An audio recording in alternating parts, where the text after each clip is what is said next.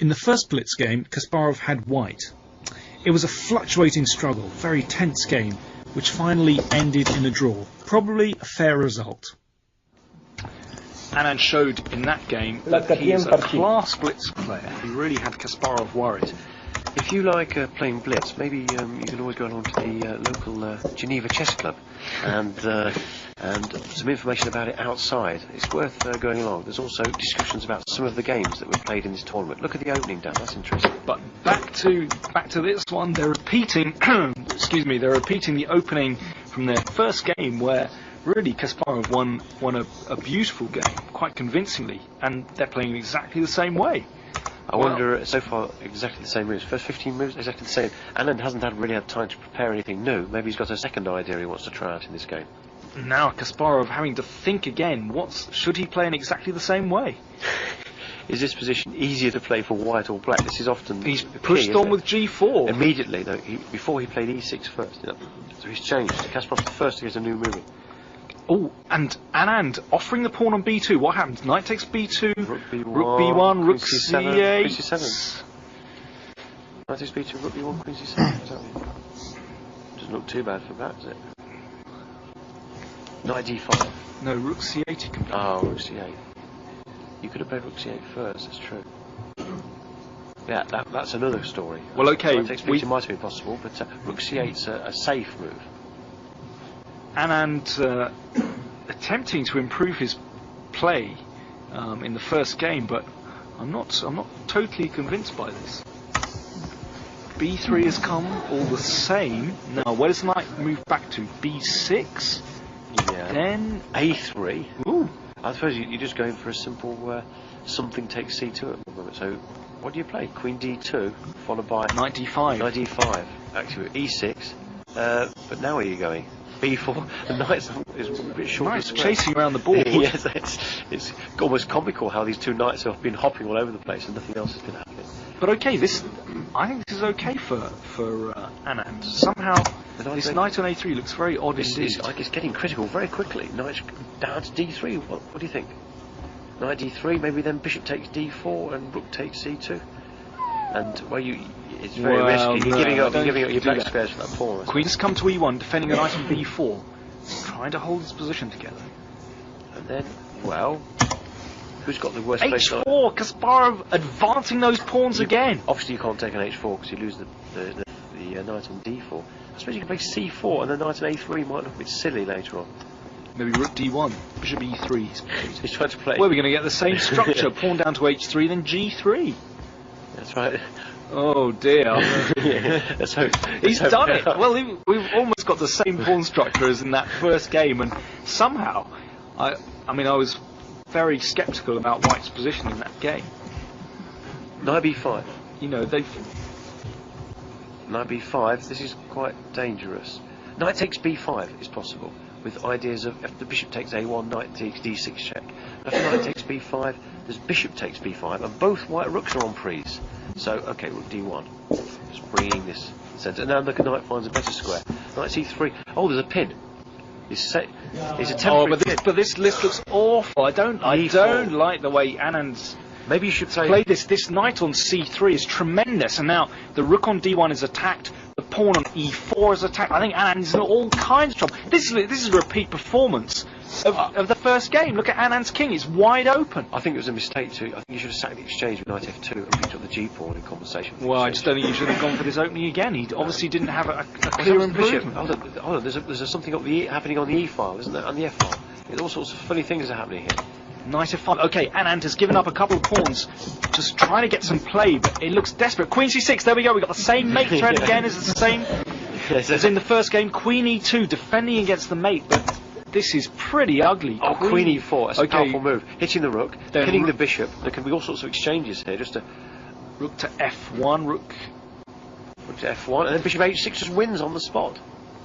Because oh dear, I think Anand has completely collapsed in this game. I think he should have. Oh, rook F2 is a better square because at least G2 is defended. Knight D5 is horrible. Kasparov dominating the position. That's right. I mean, just a series of exchanges, and you've got a very nice ending. There's no longer any problems. Just take it off. Kasparov, take two pawns up, technically winning position. Yeah. He's just exchanging pieces now. It's all over. Put your king on a square like. What's the queen takes g4? What's he overlooked?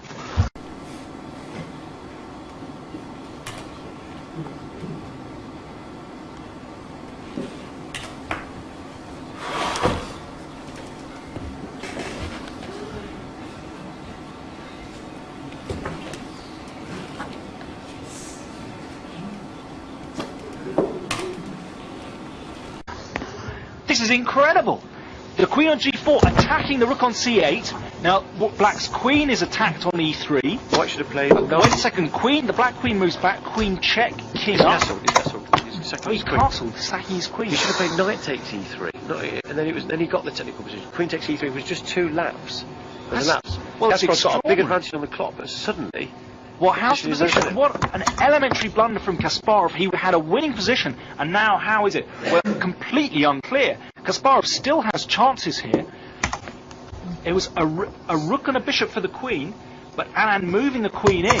Knight d4. Maybe now e4 next move. And the idea of bringing the rook down the c5. Oh, but Anand just Knight F3 munching these pawns. Good move. The queen on Stopping b7. E4, stopping E4. Covers the pawn on e4. But rook c3. You've got to get active. Got to Clock get time's active. 1:45 for Anand, 2.5 minutes for Kasparov. You've got to get active. Rook c3. Come on, get those pieces going. Double the rooks, maybe. Oh no, double rooks is disastrous. f7 drops. Well, there's F5. knight c4 go. I think Kasparov is completely lost. What an extraordinary blunder. Yes. Yet an elementary oversight. Knight e6 and then knight c5 maybe. I don't know, but the black pieces aren't really working No. in harmony, are they? I think the most important thing, Anand has got rid of those pawns that were cramping his king, so Anand's king is safe, and I just cannot believe that move from Kasparov. It's blitz, and in blitz all is fair. Okay, knight c4, there we go. d5. Pawns, now Oh, queen God, it's takes, queen rook d5, takes knight, very very nice pretty. tactics, but knight d6, what about knight d6? And then the f7 square is. Knight d6 looks good, there we go. Knight e3 check, king h3. The king is pretty safe on this square. You can't get a rook to the And h now file. f7 is caving in, and threatening rook takes f7.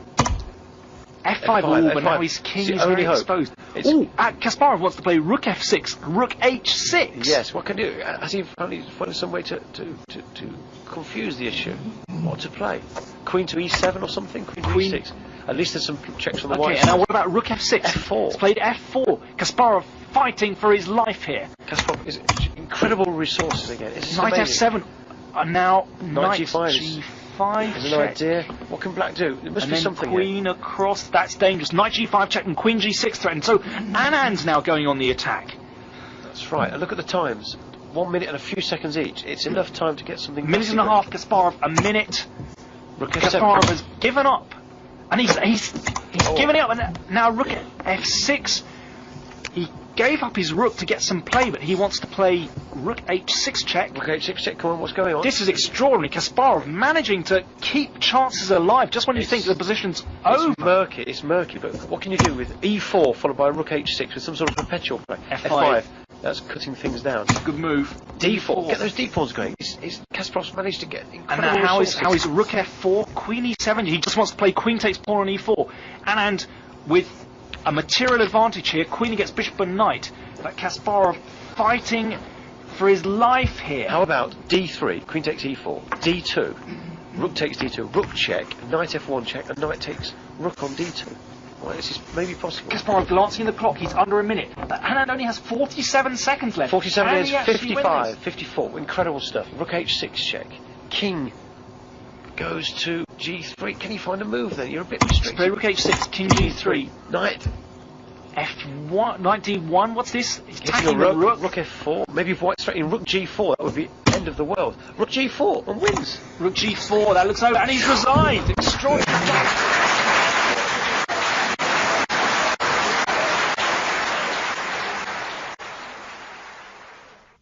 Let's just go back to that critical position in the final game. Here Kasparov played queen takes e3, blunder, and then Vishy played queen takes g4, so that the rook on c8 is attacked by the queen on g4, and the rook on e1 has been uncovered by the queen and is now attacking the queen on e3. So something had to give, and that's why Kasparov gave up his queen. but a really terrible mistake. Instead of that, it was possible just to play knight takes e3. Just exchange the pieces the other way around. And now Anand really must recapture. Queen takes e3. Queen takes queen. Rook takes queen.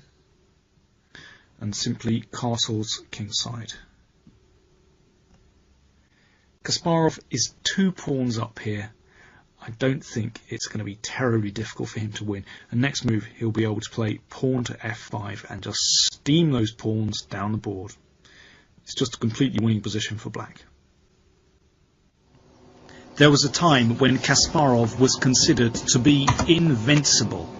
He just went from tournament to tournament, leaving a trail of destruction behind him. But times have changed. The cracks are beginning to show, and his rivals can sense that the gap between them and the world champion is narrowing. This was the big prize. C'était vraiment le grand prix. I'm absolutely delighted that I won it. Vishy Anand.